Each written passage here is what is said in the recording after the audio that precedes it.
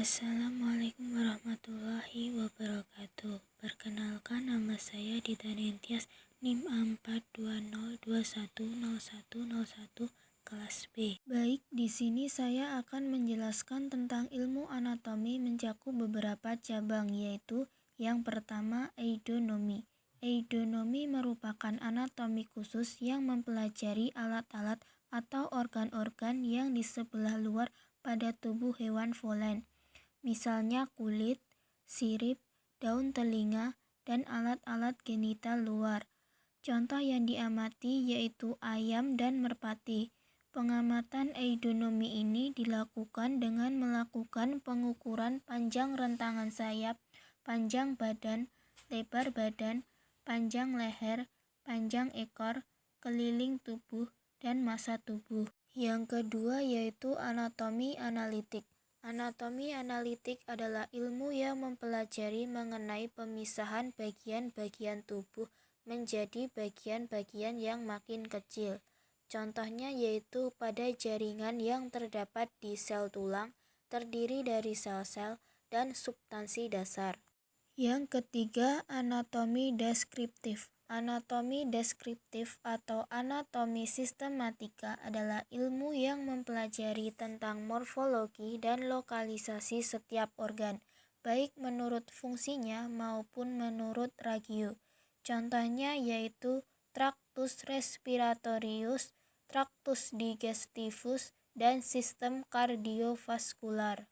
Yang keempat, anatomi topografika. Anatomi topografika adalah ilmu yang mempelajari tentang letak dari suatu organ terhadap suatu organ yang lainnya.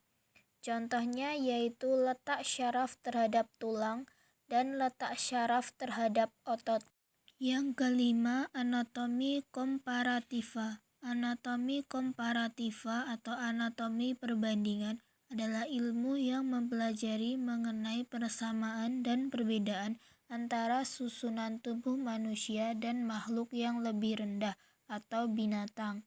Contohnya yaitu struktur ekor ikan mas dan ekor buaya yang masing-masing ekor hewan memiliki fungsi yang berbeda dan cara hidup yang berbeda.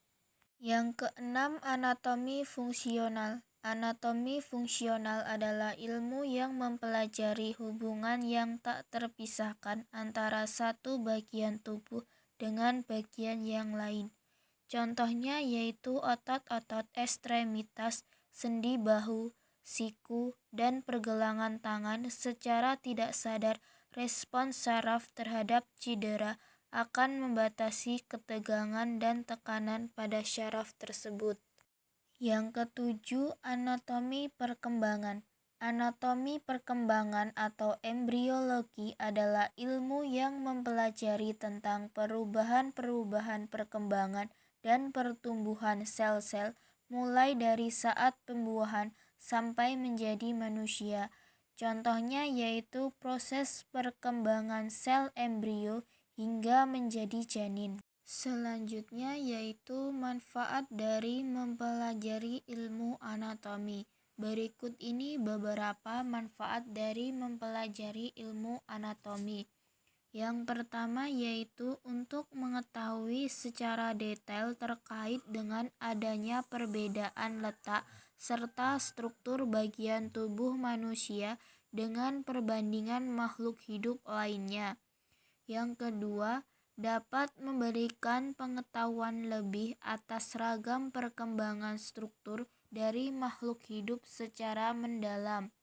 Yang ketiga yaitu untuk membantu dunia kedokteran dalam memahami ragam proses metabolisme yang terdapat di dalam tubuh yang kemudian dijadikan sebagai dasar diagnosis penyakit. Yang keempat, ilmu anatomi dalam bidang sejarah akan membantu untuk mempelajari ragam perbedaan dari sisi tubuh manusia zaman prasejarah dengan zaman modern. Kemudian yang terakhir yaitu terdapat ayat Al-Quran yang berhubungan dengan anatomi hewan. Yang pertama yaitu terdapat dalam surat Al-An'am ayat 38 yang berbunyi, Bismillahirrahmanirrahim. Wa ma min dabatin fil ardi wa la tayri yatiru bi jannahihi ila umamun amsalukum ma faratna fil kitabi min syai'in summa ila rabbihim yuhsyarun. Yang artinya, dan tidak ada seekor binatang pun yang ada di bumi dan burung-burung yang terbang dengan kedua sayapnya, melainkan semuanya merupakan umat-umat juga seperti kamu. Tidak ada sesuatu pun yang kami luputkan di dalam kitab. Kemudian kepada Tuhan mereka dikumpulkan. Yang kedua yaitu terdapat dalam surat An-Nur ayat 45 yang berbunyi, Bismillahirrahmanirrahim. Wallahu khalaqa kulla dabbatin mimma faminhum man yamsi ala batnih wa minhum man yamsi ala rijlaini wa minhum man yamsi ala arbaq yahluqu wallahu ma yasha innallaha ala kulli syai'in qadir. Yang artinya, dan Allah telah menciptakan semua jenis hewan dari air, maka sebagian hewan itu ada yang berjalan di atas perutnya dan sebagian berjalan dengan 2 kaki, sedang sebagian yang lain berjalan dengan 4 kaki. Allah menciptakan apa yang dikehendakinya, sesungguhnya Allah Maha Kuasa atas segala sesuatu. Sekian yang dapat saya sampaikan, kurang lebihnya mohon maaf. Wassalamualaikum warahmatullahi wabarakatuh.